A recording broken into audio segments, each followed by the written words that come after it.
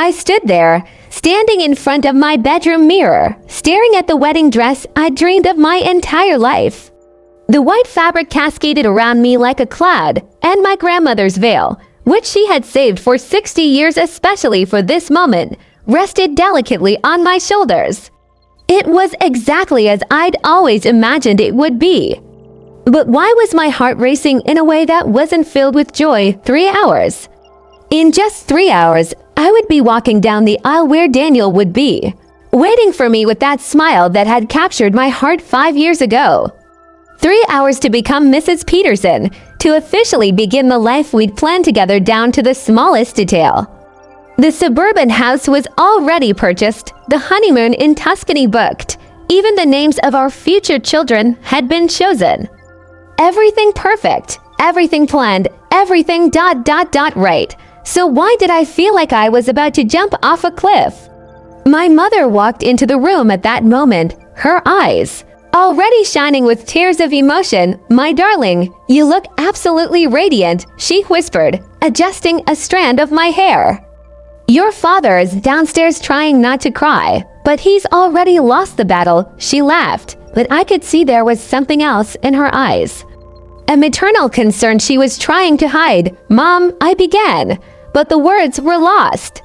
How could I explain that the daughter who had always been decisive, always known exactly what she wanted, was feeling like she was in a maze, with no way out? How could I say that, for the first time in my life, I wasn't completely sure about a decision? She came closer and took my hands, still cold despite the heater on. "Honey, it's normal to be nervous. Marriage is a big step, but you and Daniel are perfect for each other. You built something beautiful together." Her words were comforting, but there was an unspoken question in her voice, as if she, too, sensed something was different. And it was true. Daniel and I had built something beautiful. 5 years of a solid relationship, without major fights, without drama. He was kind, affectionate, and just the right amount of ambitious. He worked as an architect, had clear plans for the future, and treated my family as if they were his own. On paper, he was everything a woman could want. Our friends always said we were the perfect couple, that we looked like something out of a romantic movie. But maybe that was exactly the problem. It was too perfect, too predictable, too safe. I remember the day he proposed. It was during dinner at our favorite restaurant, the same place where we had our first date. He had planned everything down to the last detail, even getting the violinist to play our music. The ring was exactly what I had mentioned years before, a classic, elegant solitaire. When he got down on one knee, I said yes before he even finished the question. Because it was expected, because it made sense, because it was the natural next step. But now, looking at my reflection in the mirror, I wondered if I had ever truly chosen this path, or if I had just let life lead me down it. The doorbell rang downstairs, and I heard familiar voices. The bridesmaids had arrived for the final preparations. In a few minutes, this room would be filled with laughter, jokes, and that infectious energy that always accompanies the moments before a ceremony. But I needed these last moments of silence to try to understand what was happening to me. I walked to the window and looked out at the garden where the ceremony would take place. The chairs were perfectly aligned. The flowers we'd spent months picking elegantly decorated every corner.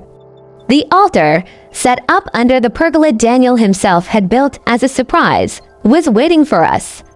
Everything was exactly as we'd planned, just as we'd dreamed.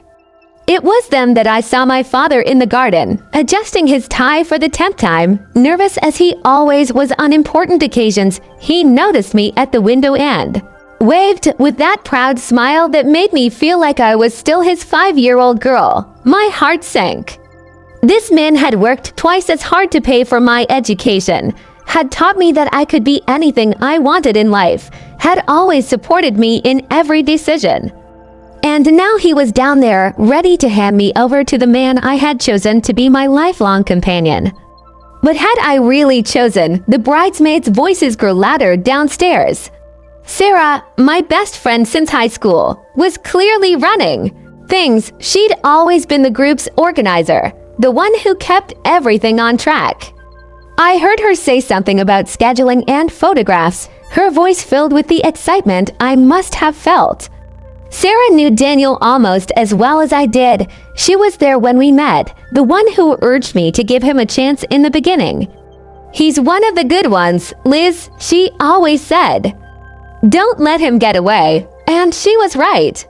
Daniel truly was one of the good ones, respectful, present, committed.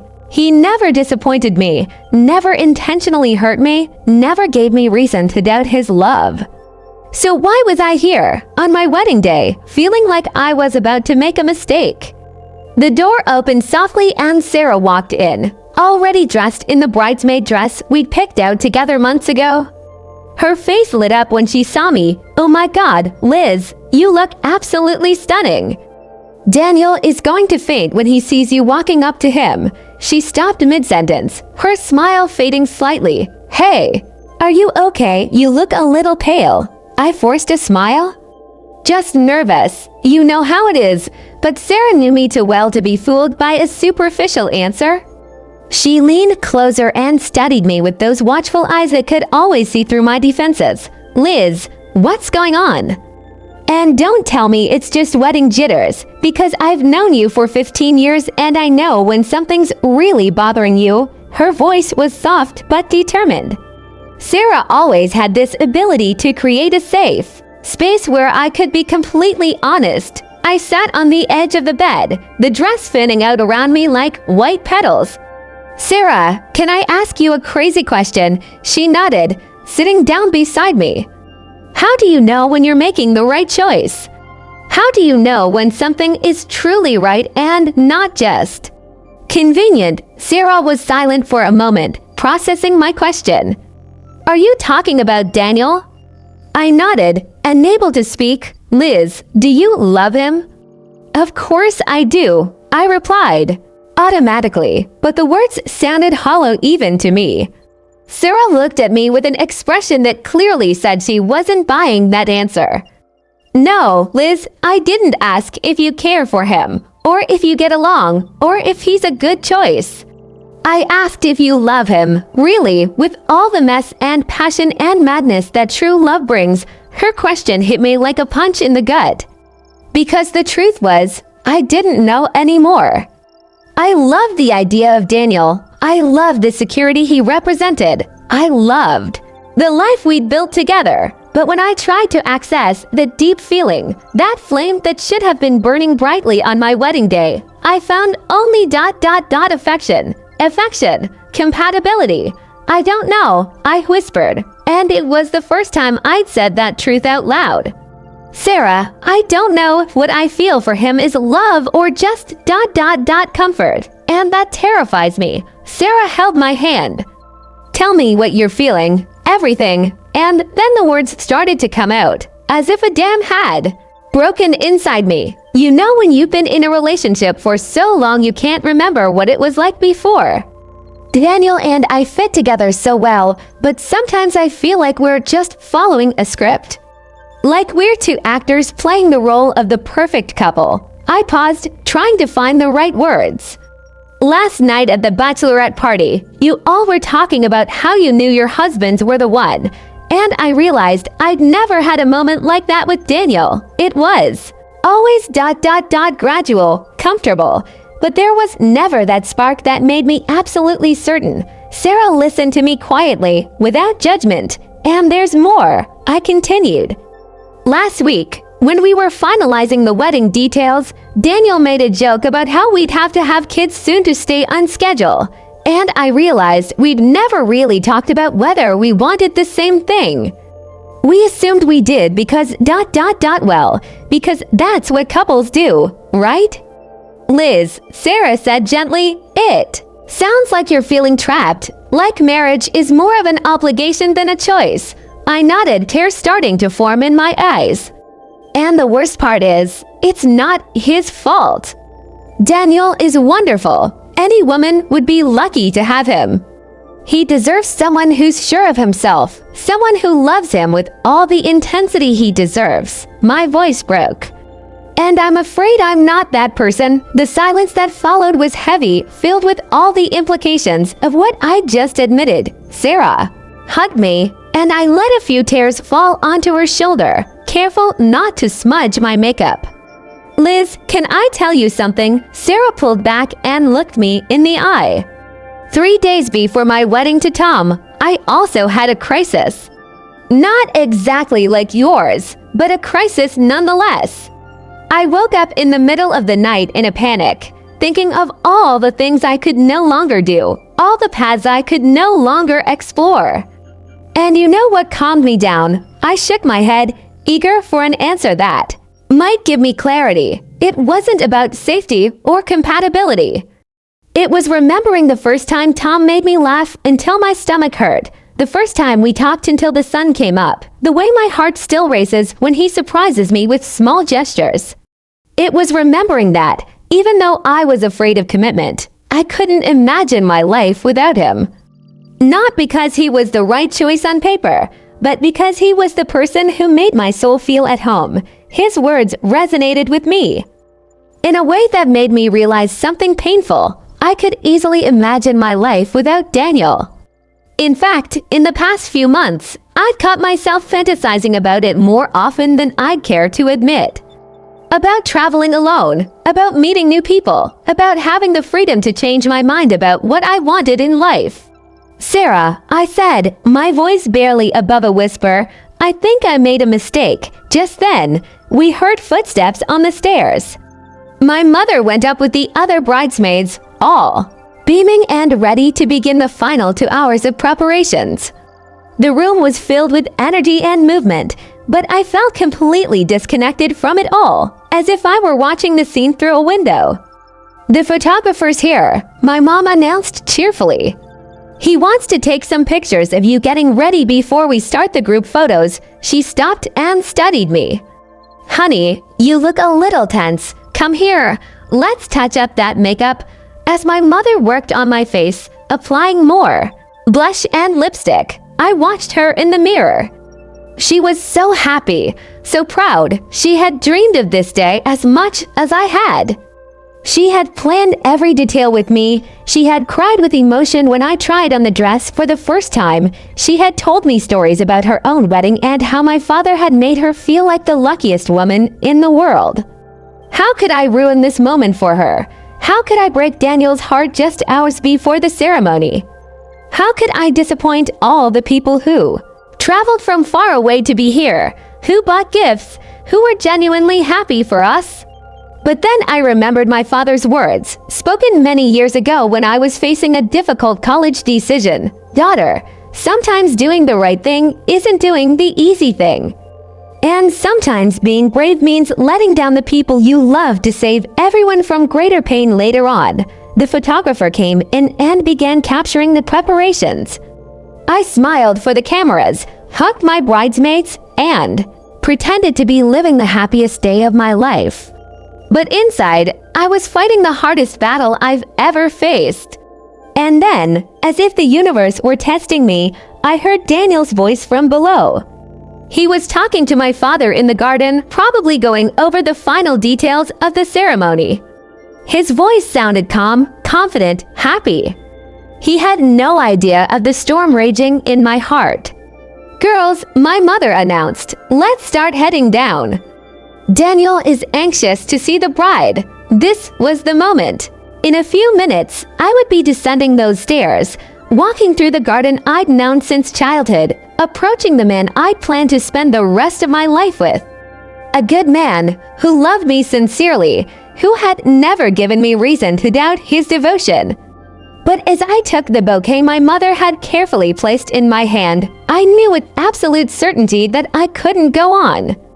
Not like this, not without knowing for sure.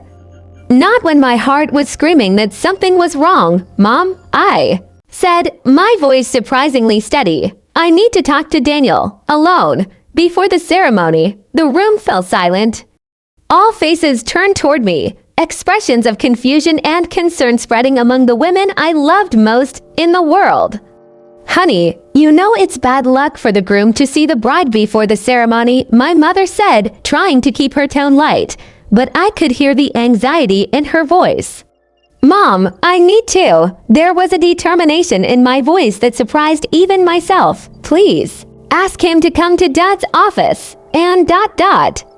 Ask everyone to give me a few minutes. Sarah looked at me sympathetically and nodded to the others. Come on, let's give Liz a break. She just needs a moment to center herself. As they left the room, Sarah approached me one last time. Liz, no matter what you decide, I'll be here, okay? I nodded, grateful to have a friend who knew me so well.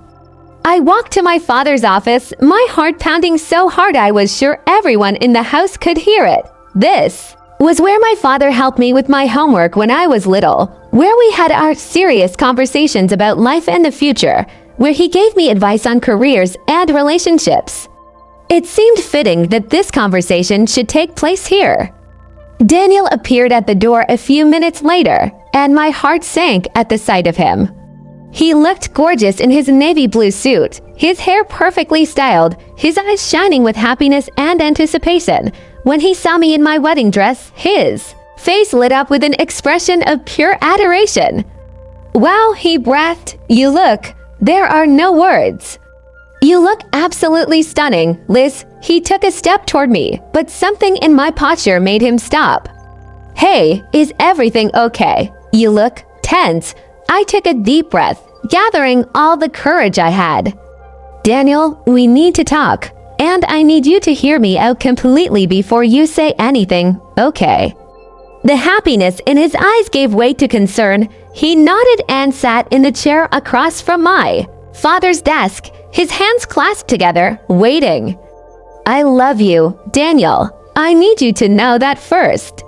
You're an amazing man, and any woman would be lucky to have you as her husband. I began, my voice shaking slightly. But I can't marry you today. Not like this. Not when I'm not sure I'm doing it for the right reasons. The silence that followed was deafening.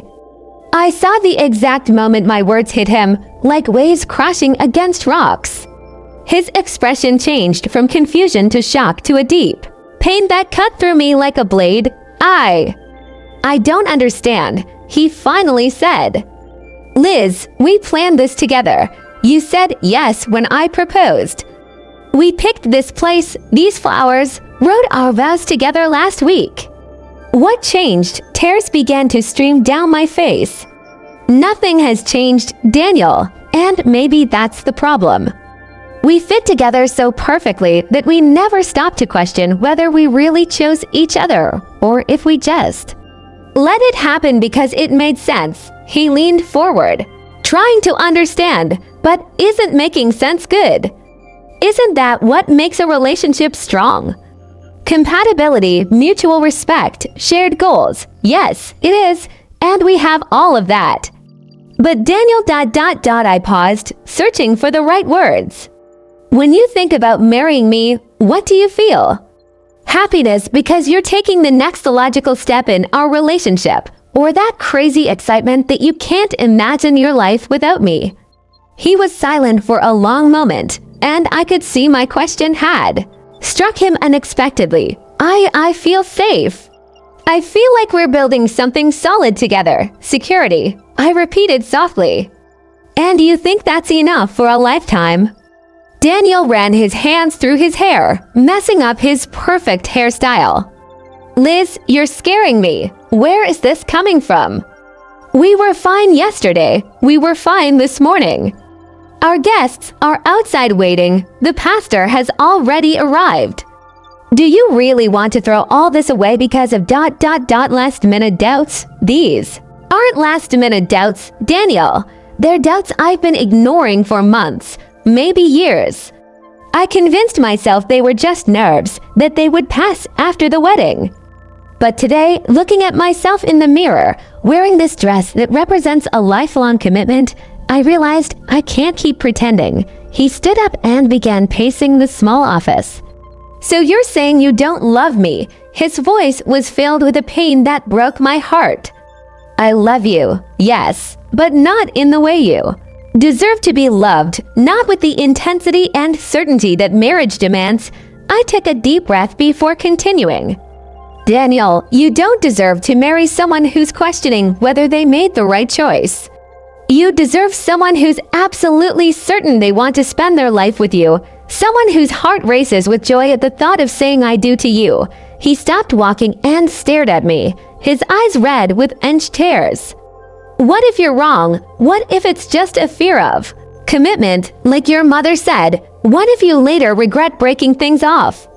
That was the question that terrified me. What if I was making the biggest mistake of my life? What if I was throwing away true love because of unrealistic expectations of how I should feel? Maybe I'll regret it, I admitted. But Daniel, if I marry you today feeling the way I do, I know I'll regret it even more. And worse, I'll make you unhappy too. You'll realize I didn't really choose you, that I just let life lead us to the altar. Daniel sat heavily in his chair, the weight of my words finally sinking in. We sat in silence for several minutes, listening only to the sounds of activity outside, where our guests chatted happily, oblivious to the drama unfolding inside. So this is it? He asked finally, his voice hoarse. 5 years, and this is how it ends on our wedding day. It doesn't have to end like this, I said softly. Daniel, maybe we need to take a step back, call off the wedding today, but not necessarily end the relationship. Maybe we need to rediscover each other, break out of the routine, create new memories.